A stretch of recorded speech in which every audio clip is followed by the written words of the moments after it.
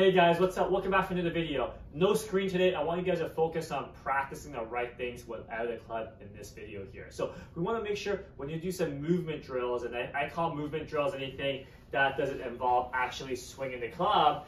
I typically have my clients put the club across your shoulders or do other stuff. But with this movement drill, we're gonna make sure you practice properly and you don't accidentally practice the wrong things. So a very common thing I see people do is practicing the turn.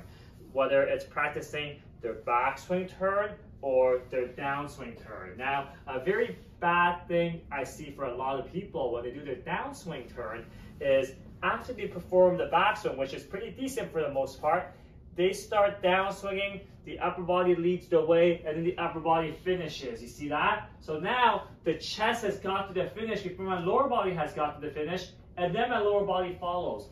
We don't want that. That's not the right sequence. I don't want, even if you guys might not be working on a downswing turn, I don't want you guys to accidentally work on the wrong thing and get used to that sequence. So either, if you're gonna focus strictly on backswing turn, you should just be backswing turning, holding it for a few seconds, and then resetting. Or, if you guys are actually gonna make the downswing turn as well, you have to make sure you do it properly, which is lower body has to finish first. So, really make sure when you're turning to the other side that the pelvis gets to the finish before the chest gets to the finish. That's a proper sequence. We know we want to start the swing from the ground up. We want to make sure the lower body turn leads the way. So see now my pelvis is rotated past the upper body. My pelvis is still rotated past the upper body. My pelvis has now gone to the target, and then my chest catches up to the target.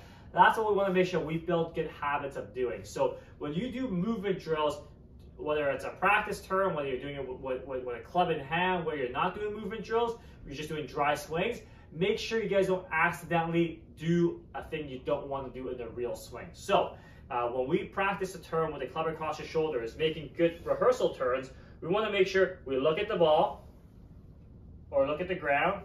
Don't be looking back as you do it, because that changes the feelings completely. That's not a good practice either. I don't want you guys to get used to looking back as you practice turn. You'd be surprised. It's very quick. You fall into a bad habit. I see people do it all the time. So really make sure you backswing turn, look at the ball, slowly turn to a count of 3, hold it for a few seconds, then you reset and you start all over.